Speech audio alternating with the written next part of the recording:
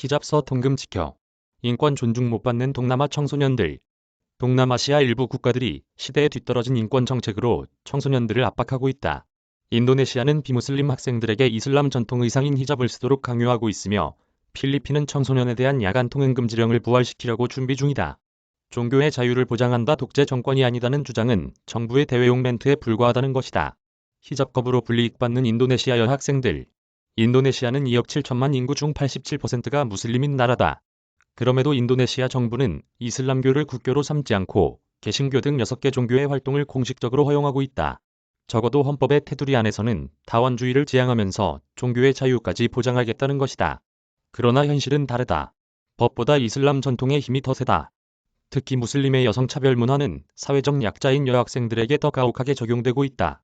8일 국제인권단체 휴먼라이츠 워치에 따르면 인도네시아 34개 주 가운데 24개 주의 공립학교가 현재 비무슬림 여학생들에게 히잡 착용을 강제하고 있는 것으로 나타났다.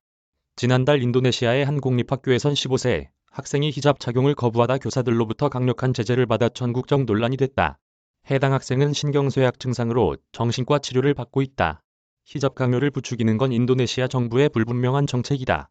인도네시아 교육부는 히잡 강제로 인한 학생들의 피해가 속출하자 지난해 1월 학교가 학생들에게 특정 종교적 신분을 표시하는 복장을 입히거나 권고할 수 없다는 취지의 법령을 발표했다. 그런데 대법원은 같은 해 6월 해당 법령의 효력을 즉시 정지시켰다. 이슬람 율법에 대한 해석과 적용에 대한 관점 차이를 정부와 사법부가 동일하지 못하고 있는 것이다. 청소년 보호.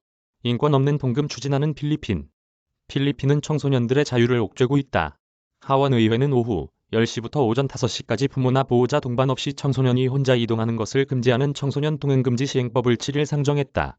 나보타스 하원의원은 범죄 증가를 막는 동시에 청소년들을 잠재적 위협으로부터 보호해야 한다고 주장했다. 이에 청소년 통금법이 인권 침해의 소지가 매우 높다는 지적이 잇따랐다. 법안에 따르면 통행금지 조치를 어긴 청소년은 즉시 구금된다. 보호자가 8시간 안에 나타나지 않으면 사회복지개발국으로 강제 이송된다. 아무런 사고도 치지 않은 청소년들을 사실상 잠재적 범죄자로 대우하는 셈이다. 필리핀 정치권 관계자는 이번 통금법을 시작으로 민주화 운동의 싹을 자르기 위한 여러 규제 법안이 연속 발의되는 것이 아니냐는 우려가 커지고 있다며 정권의 입김을 강하게 받는 의회가 법안을 통과시킬 것에 대비해 민주진영이 이를 저지하기 위한 여러 대응책을 고심하는 중이라고 말했다. 하노이 정재우 특파원 이메일 주소